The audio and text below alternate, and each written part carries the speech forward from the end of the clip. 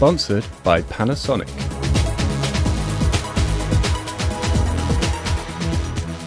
The Panasonic booth here at Apex. I'm delighted to be joined by Faisal Pandit, who is the president of Panasonic North America.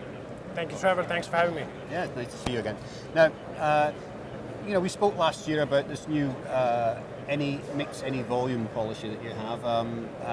How has that been leading your growth over the last year? It's been working out quite well. The any mix, any volume speaks to the overall capabilities of the organization, both in terms of our hardware and software capabilities. If you look around the booth, the hardware capabilities include our entire line-level solutions, pin-through-hole screen printing, our NPM and AM100 platform, key SMT platforms. Then if you look at the software aspects, we continue to drive innovation in terms of building our manufacturing execution capabilities. Right. So combined, these solutions offer products or services for a very broad range of our market in terms of diverse vertical markets, in terms of scale of our customers, whether you're using hundreds of machines, whether you're using a single machine. Right. What it has done for us is, for many, many years we had this perception that Panasonic is a high volume player, and we're changing that. Right. We're changing that. We're going to the market, we're talking to customers who we did not engage with in the past, and we're walking out there and saying, look, Panasonic does have a presence in these other areas outside of the high volume. Right. And that's an awakening in certain segments and certain customers. Yeah. But I got to tell you, it's been very well received. Just to quantify that, we've had almost a 200% increase in our new account development. Wow. Just in 2013. Okay. And most of that has come from the small to mid-market segment, which has been the focus of this Any Mix, Any Volume campaign. Well, that's great. Let's talk a little bit about how you actually deal with that, because I believe you've got when a customer comes to you, especially a new customer, that's right. You actually send a team in to do an evaluation on the factory utilization. Absolutely. Can you tell us a little bit how that works? Yeah, our go-to-market strategy has changed. Again, our philosophy is that it's a solution we're looking at, and I know it's the most commonly used word. You must have heard it from many other people, but I'll tell you what's different about us. We no longer go out with a catalog of products and say, here are the 3 things that we can offer you, and we don't engage in that discussion.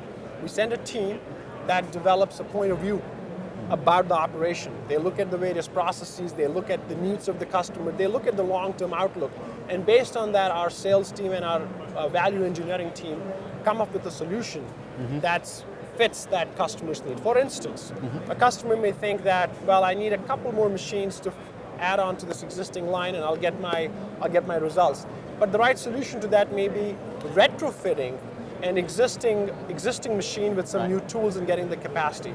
Or a better solution may be realigning those lines, realigning those machines on the factory floor and getting better capacity. Absolutely. Or a different solution may be buying our inventory management system that manages the supply chain and gets you parts in a timely manner to the machines, and you no longer need the extra efficiency through increased throughput. Right. So there are many ways to do that, and that's again been well received. It's what it does for us. It may have an impact on the short-term transaction in terms of the potential value of the transaction, but it helps a lot in terms of building partnership with the organization. Absolutely, you get a relationship going. And for us, it's no secret. You look at the company, you look at the broader Panasonic Corporation. Partnerships, long-term relationships is what we're all about. Right. And there's numerous examples globally where we can speak to very successful partnerships with our customers. Right. Okay, so your team comes in and they look at the overall factory utilization and the line configurations, etc., which is pretty much the hardware side of it. When it comes to the software side, you approach it from a number of different levels. Yes. Can we talk about that a little bit? Yeah, absolutely. So when it comes to software, years ago our focus was on the line level. Line level tools, get the best efficiency out of your line. But we've taken to a much higher level in the last few years. We are talking about enterprise level capability. We're talking about material control across your entire enterprise. Not just talking to Panasonic lines, but non-Panasonic lines. Right. This year we're rolling out several new enhancements to that enterprise level capability. We have an asset management software that manages maintenance tracking across your entire factory. Okay. Now, asset management software maintenance from a vendor, from a machine supplier, that's a bit odd. Right. But that should speak to the focus of our organization on enterprise level capabilities, because we believe you got to have that connection at the line level and at the top level. Right. This interconnection is what drives efficiencies on the floor. So what our team does is, again, they do the same approach, look at the existing processes beyond the line, in the warehouse. They talk to the IT folks about what ERP systems they're using, what level of integration we need. The good thing is we have a very large team based out of Chicago for our North American customers, software developers. Yep. We send developers out there. We're not talking through intermediaries. We're developer to developer. They sit together, work out the interface, and we're done. Right. Then we have teams in China and India that are focused on the Asian market, Right. and also for the European markets needs. Right.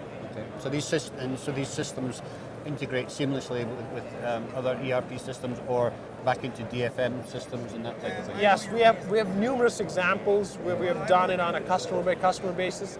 But this year we're rolling out here at Apex an official technical certification program through which we are going to officially collaborate with various partners. Whether it's we'll reach out to some of our pick and place players as well, but AOI, screen printing, testing, ovens, we're talking to all of them, because what we want is a handshake so we can have a good understanding of how data is interfaced. So when we go to a customer, there's credibility for both parties. Right. That you have a solution that already works, that's already tested. Then on top of that, we're also talking to some very big name IT players. Again, on a more formal collaboration. Okay. As you know, big data and analytics, that's becoming a big thing in manufacturing. Fortunately, electronics manufacturing lags behind those trends by a few years, but we're trying to get ahead of the curve. So our goal is to partner at the top level and at the line level. So not that we want to necessarily be the center player at the center stage, but we want to make sure that any solution we bring to the table is covered, Right. is scoped out, is well thought out, is well built upon. Right, absolutely. Well, that's really interesting. We'll look to see how that develops over the next year or so. Now, let's just talk a little bit, finally, about the US market itself, because there has been a few changes in the last 12 months. We've started to see a little bit more reshoring coming back. That's right. And some changes that way. What's your view on that? I think we're coming off of a post-recession scenario, so sectors such as automotive, avionics, we'll see some tremendous growth over the next few years. We're already seeing record numbers coming out of the automotive sector. And fortunately, both those sectors have a tremendous amount of electronic content, and that content is going to trickle down into our space. And there's one element that's different than before. A lot of these companies, key players, are still have the 2001, 2006 scenarios in their mind. So in terms of capacity expansion, I believe it will be incremental, not necessarily very small increments, but not at the same time any kind of a radical expansion. Right. We're also seeing a tremendous amount of interest and growth within the Tier 2 EMS and Tier 2 OEMs, the industrial manufacturers, medical devices and things like that. Right. Again, in the last 2-3 years, they were sort of on the sidelines. They had the investment desire, but there was always that fear, what happens next quarter? But I think people now are looking beyond, I think the outlook is to 3-6 months. It's not very short term as it used to be. Just to give you a sense of that, this year, in terms of the number of attendees, it seems similar to last year. Right. But the quality of discussions is amazing. It's wonderful. Really? It's people looking at making investment in the next 3 to 6 months. Wow. And 2 years ago it was, well, someday, 12 months or things like that. And we also have quite a bit of aging equipment in North America. Right. Equipment that was bought in 2001, primarily around 2099, 2000. And that equipment needs to be replaced. So there's opportunities there. Right. The Tier 1 EMS. Are you expecting a downturn maybe on the military side a little bit? Or how do you see that playing out? I think that's again coming down to the Tier 2 EMS in OEM sector, where we're seeing some demand because of the uptick in some uptick in the military side. Okay. But it's sort of at this point I can't say that it's huge, but it's significant enough to gauge our interest. Right. And you think that's been driven by military going more high tech in some respects? I would say so. And again, there were some administrative challenges, political challenge the last 2 years, wherein again the budgets were being cut and there was people on the sidelines. And again, there's some clarity on that. So that's also driving it to some extent. True, yeah. The challenge I see is in the Tier 1 EMS. We're not seeing the level of growth that we were expected by now. Because again, Tier 1 EMS is subject to global demand, not necessarily to North American demand. And they have enough capacity, so they're able to move their capacity around, Right. or rather the production around. So we're seeing, I'm not saying that they're declining or anything like that, but No. we're not seeing the level of growth that we're seeing in other sectors. Right. But I think that could change in the next 6 to 12 months. But we are seeing some changes in the way that they behave. I mean, we've now got Foxconn, building plants here in the United That's right. States, and Flextronics moving some of their and Apple moving some of their products back here, which is basically in order to service the US market. Really. That's right. And to reduce the supply chain from Asia, because that reduces risk. That's right. So we are seeing some changes in that respect. Yeah, from that aspect, you're right. There are some changes. I think there's 3 things that I believe are sort of undercurrents in the market right now, and I think the manufacturing sector is sort of at the cusp of this transformation.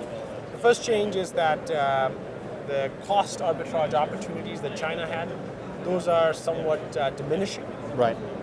The second aspect is there is a strong desire within North America, especially among political circles, to revive manufacturing. Silicon Valley innovation and service economy is not going to cut it. Correct. So it's time to bring manufacturing back home. And those 2 factors are playing a big role. There is the challenge is going to be in North America is going to be labor cost. Right.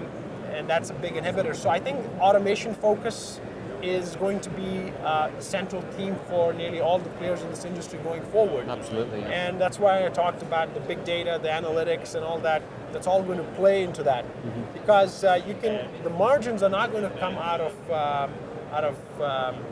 by squeezing the supply chain and in terms of the vendors, the suppliers, and all that. It's all going to come through efficiencies. And I know it's again a very broad term, but I could give you examples where we have helped customers reduce their costs by 30%. Right. In that kind of range, which has a meaningful impact on the P&L. Yeah. The other element that's changing is the relationship between top-tier OEMs and their outsourcing partners. Okay. In the past, a lot of OEMs, the Tier 1 OEMs thought manufacturing is a commodity. It's a very easy part of the supply chain. So they push that responsibility. Push it out and be done. Right. But now we're talking about hundreds of form factors and devices coming out in a very short span of time. And guess what? The footprint is declining. The electronic content is declining. I need to fit more and more. Now, I mean, engineers can draw whatever they want and designers can do whatever they want, but if I can't build it, right. And many OEMs are finding that the current technology may not be in line with what they're designing for the next 3 years. Right. So they need to get better handle and better control on the manufacturing design.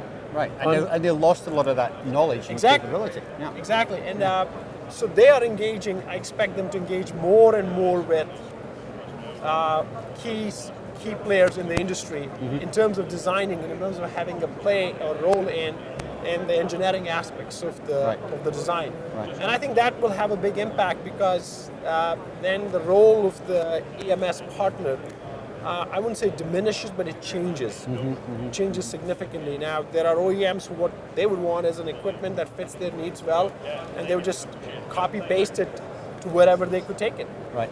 So I think that's another important change, that you'll see the future equipment design and engineering being governed and so do you think that do you think the OEM is going to get more involved in the actual design of the product in the first article, or are you thinking that they're actually going to move back from, or take a step back from the contract manufacturing outsourcing? It all depends on the scale, and it's mainly the high volume, the tier one people who would have an interest in participating in the engineering aspects.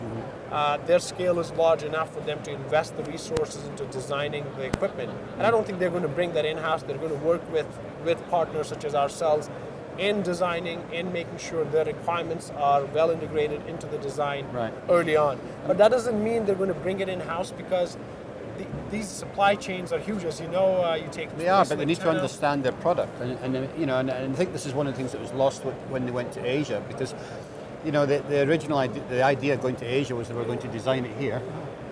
They were going to design it here and have it made in the cheap places over in Asia. But the fact is that the person who knows best how to make the next generation of machine is the one who built the last one. That's right. All right. So by sending it over there, they're losing that knowledge.